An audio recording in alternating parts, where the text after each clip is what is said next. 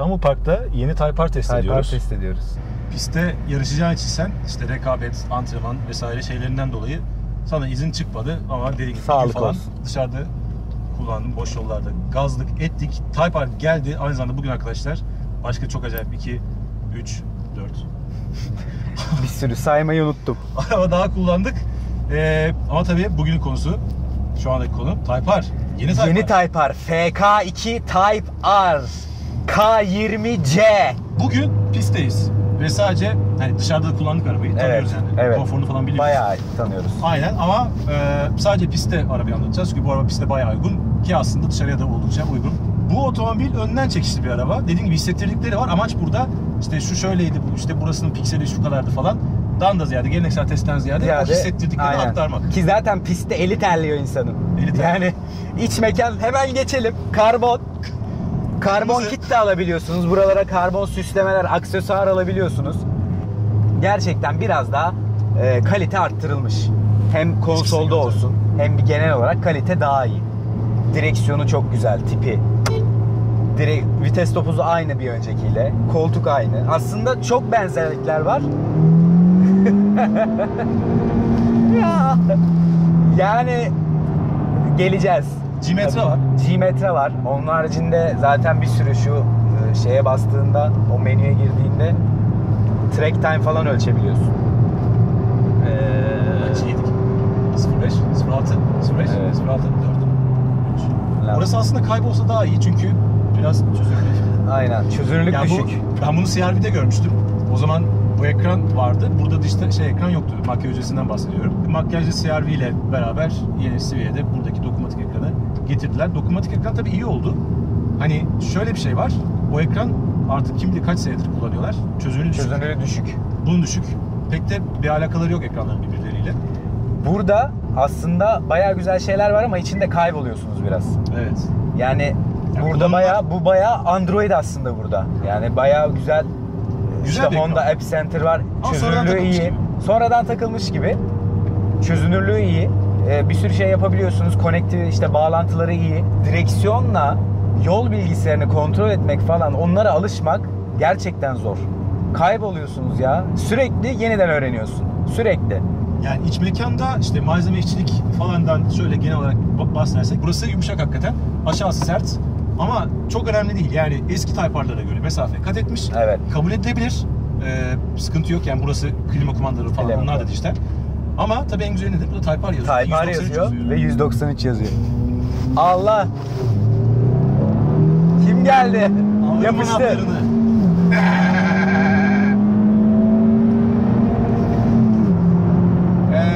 Arkadaş iç mekandan trolledi. Testi trolledi. Geleceğim. Sana da geleceğim. Bekle. Neyse. Öyle yani, iç mekan kabul edilebilir bence. Çok da fazla zaten eskiye göre iyi. Hakikaten eski Type R'lara göre iyi. Şu şeyler. Tavan kaplaması siyah. Ben seviyorum siyah tavan kaplaması. Aynen. Kapı içleri falan süet. Sessizlik olarak da bu otomobil tabii turbo beslemeli de olduğu için rüzgar sesi falan az. Yani az. Çok yol gürültüsü gene alıyor. Yol gürültüsü alıyor. O lastiklerden herhalde. Yok, rüzgar sesi iyi. 100'le falan giderken hiç sıkıntı değil yani. Bir de arkası da gayet hani klostrofobik ama dar değil. Dar değil yani. 4 kişi oturabilirsin. 4 kişi gazla. Otomobil. Aslında eski Type R'lara göre kullanışlı bir otomobil. Yani yaşanabilirliği bayağı bir artmış. Evet, 4 kişilik kupe görünümü de var. Evet. Konforuna ben bu arabanın bayıldım. Arkadaşlar, konforu diyeceksiniz ki ya Type R kardeşim, ne kadar konforlu olacak. Yani, aynen. Ya inanamazsınız ya. İnanamazsınız. Yani şöyle yumuşak bir araba değil tabii ki. Tabii ki değil. Tabii ki böyle ama beklediğinizden çok daha konforlu. Yani engebelerden pıtır pıtır geçiyor bazen. Bazı böyle bam gün edecek dediğin yerlerden pıtır pıtır geçiyor. Arabanın esneme payı var ya. Var. Evet, var ve 19 jantlarla beraber. Bak, araba gerçekten inatla Giriyor çıkıyor, giriyor çıkıyor, esniyor, açılıyor kapanıyor, açılıyor kapanıyor. Bunu yaparken gergin ama kendini salıp da güm, tak, yok. Aynen. Zaten çok kaliteli oğlum süspansiyon. Çok kaliteli. Zaten ön süspansiyon geometrisi, ondan sonra süspansiyonları çok gerçekten pahalı ve değerli iş yapan süspansiyonları var. Bunlarla beraber hakikaten iyi yol tutuyor, konforu iyi. Böyle güzel bir paket olmuş yani. Konfor bu otomobilin yelpazesini inanılmaz dağarcığını inanılmaz genişletmiş. Yani Type R'cı değildir. Yok. Der ki ya çok konforsuz falan. Aynen öyle. Bu Type R'ı beğendi. Hakikaten öyle söyleyeyim. Yani ben ciddi beğendim. R düğmesi var. R düğmesini o yüzden koymuşlar. Normalde R+. otomobil spor otomobil. R+. He. R+'a basınca böbrek taşı moduna geçiyor. Evet. Aynen. O sadece %30. şu anda olduğumuz yer için. Evet. Yani burada basarsın. Yolda Aynen. basmazsın. Çünkü yolda gereksinim duymuyorsun. Çünkü otomobil hem gergin hem de çok güzel yol tutan hem de çok keyif veren bir standart haliyle araba. Dengesini çok iyi ayarlamışlar. Ben hani iddialı konuşacağım herhalde şu ana kadar Bayağı Honda'ya çalışmışlar. Takılmış, yerleştirilmiş en iyi amortisör yay ve süspansiyonlar bunlar. Zaten elektrik desteği, sertleşiyor, yumuşuyor olması falan zaten gerçekten sertliği yumuşuyor. Aynen. Çok ya basınca bariz hissediyorsun. R+'a basınca böyle bir oluyor. geriliyor, bir toparlanıyor böyle makine. Bak. Aynen, kırmızı oluyor. Bak lap time'dan çıktı. Lap time çıktı. Motor. Şimdi biz Type R'cı olarak atmosferikçiyiz. K20A'cıyız. F20C'ciyiz ama bu Type R'da turbo var. Ama fena yani. Boy ayırıyor. Of. Belki elektrik süpürgesi geliyor, evet, sesi. Ama 1750 devir. Bastım. Şimdi bir dolduruyor.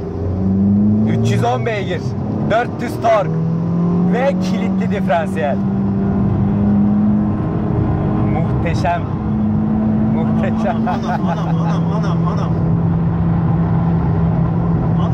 Anam. Senin kilidini yerim ben. Senin kilidini yerim. Aynen. Senin bastıkça o soktuğun içeri kafan var ya ona... Öperim.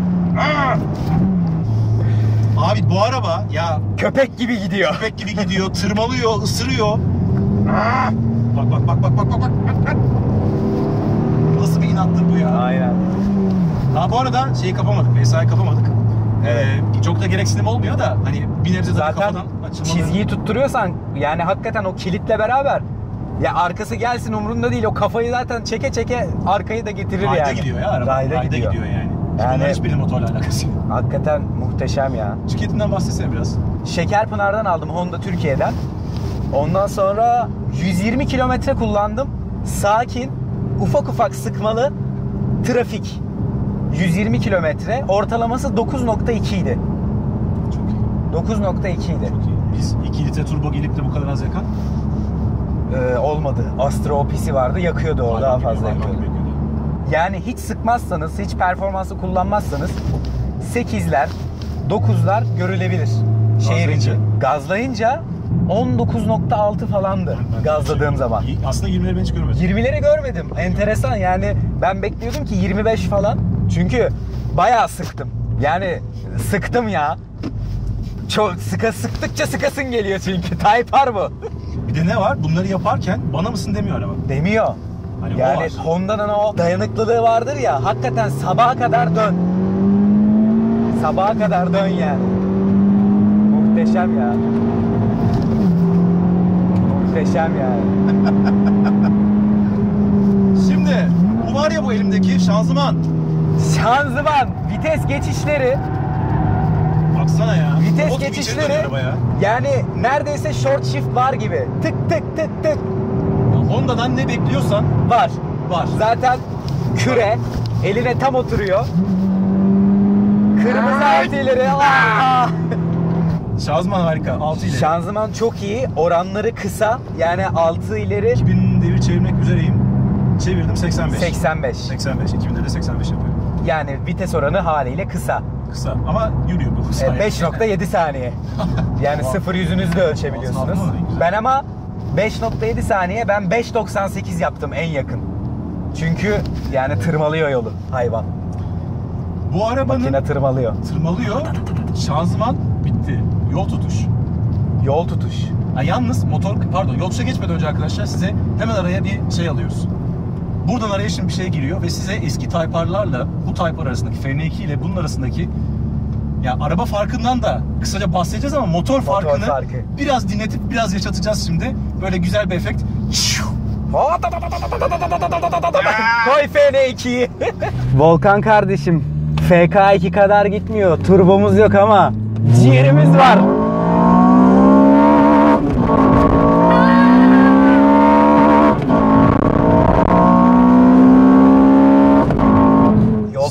Yol tutuş. Şimdi 8. viraj. Bak şimdi. Yapman gereken şey önce R'ye basmak. R plus'a basmak. Şuradan da ESP'yi kapamak. ESP'yi kapamak zaten 2 saniye basılı tutunca kapanıyor. Uğraşmaya gerek yok. Bir anda gerildi. Araba şöyle izah edeyim arkadaşlar. Siz direksiyonu çevirmeden önce viraja giriyor. Mesela kafadan mı kayıyor? Biraz daha çevir, otur gaza. Kilit çekiyor kafayı arabanın. Yüzde kaç kilit çok merak ediyorum. Bir de hayvan gibi frenleri var. 350 milimetre Brembo'lar. Frenleri eskitemiyorsunuz. Frenler devasa yani. Aynen öyle ve kafadan kaydığı anda arkadaşlar şunu yaptım. Biraz daha direksiyon çevirdim. Sinan'ın ve gaz. Ve gaza oturdum. Ya şimdi kilit çalışıyor. 4. Kesmeye başla burada. Erken kes. Kes.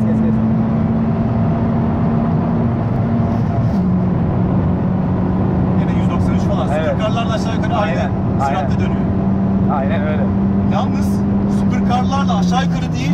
Belki de daha iyi duruyor bu araba. Şöyle izah edeyim. Araba daha yani arkası kalkacak sanki. Kalkacak sanki. Zaten arkası hafifliyor. Bayağı hafifliyor. Oğlum şuna bak. Çoğu arabadan hızlı dönersiniz burada. Bak kilit nasıl tutuyor.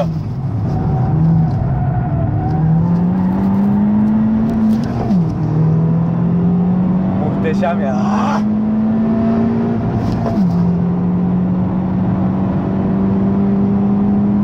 Dördüncü vites. 180. Frene basıyorum.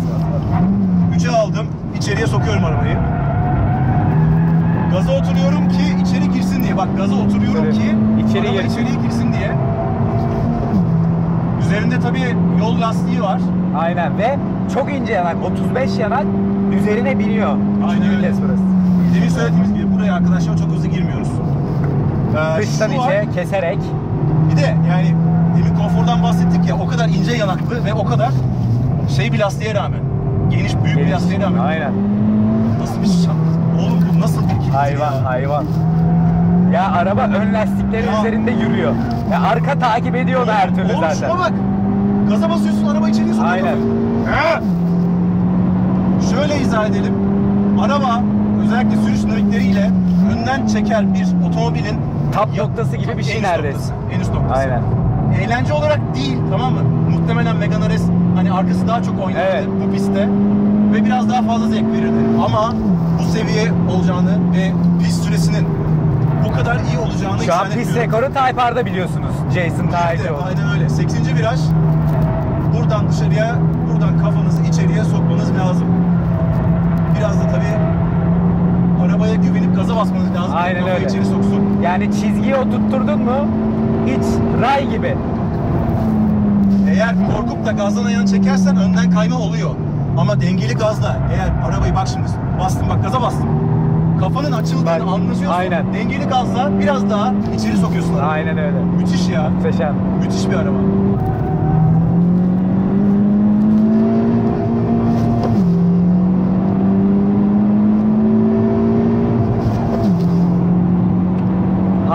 Hardcore bir Hatch. Yani, Hatch'lerin şu an kralı hakikaten. Şimdi hardcore deyince bu arada sen hani hardcore kelimesini kullanıyorsun ya. Çok aşırı sert ve yaşanamaz ve sadece piste uygun değil. Anlaşılmasın. Evet. Ben o yüzden profesyonel kelimesini. Profesyonel, çalışılmış. Çok profesyonel. Yani gerçekten çok üst düzey bir otomobil. Ama sadece sürüş dinamik olarak değil. Arabanın geneli çok üst düzey. Evet. Hakikaten çok yukarıda araba. Yani bu arabanın tırmalıyor ya. Sürüş dinamikleri inanılmaz ya. Harbi çok iyi araba yani. Önden çekerlik ancak bu kadar. Bu kadar olsun. Bir de bunun ötesinde. Bir de alışınca nasıl üstüne çıkabiliyorsunuz var ya. Üstünde gidiyorsun sürekli. Yani acayip gazlayabiliyorsun. Bak gaza bastım, bak gaza bastım, içeri sok, bak basıyorum. Basıyorum. Oğlum içeri giriyor araba. Savaşıyor. Kilit yani işliyor orada işte. Abi işte bu yani bu. Güm diye de duruyor. Duyuyor. Ya nedir? Biraz önce duyduğunuz sesleri çıkartmıyor. Evet. At O yapmıyor. yok. Ama şunu da söyleyeyim. Gene İngilizlere bir gönderme yapalım. Bu arabanın motorunu çok yeriyorlardı. Yani geneline Turbo şey mi olur diye. yok süpürge sesi falan. Ben bu otomobilin hiç yapay bir şey yok bu Evet. arabada bildiğim kadarıyla. Bayıldım, sesini çok beğendim. Induction oldu. Yani turbo otomobil böyle. Eski Type R'ları duymamış olsak Evet. sen buna GR olmasın. sıkalır mısın? Yok. Güzel. Bildiğimiz için Evet. bunu kıvırıyoruz. Yani atmosferiyi bildiğimiz için atmosferin şeyi ayrı bir tat tabii o. Ama eski Type R'ları fena üzer yani, öyle söyleyeyim. Şöyle. Aynen. Bu arada efsane koltukları var. Koltuklar efsane ama Type R'ların hep güzeldi. Güzel. Eski kasalar da güzeldi. Sonuç. Arkadaşlar hakikaten bu sınıfta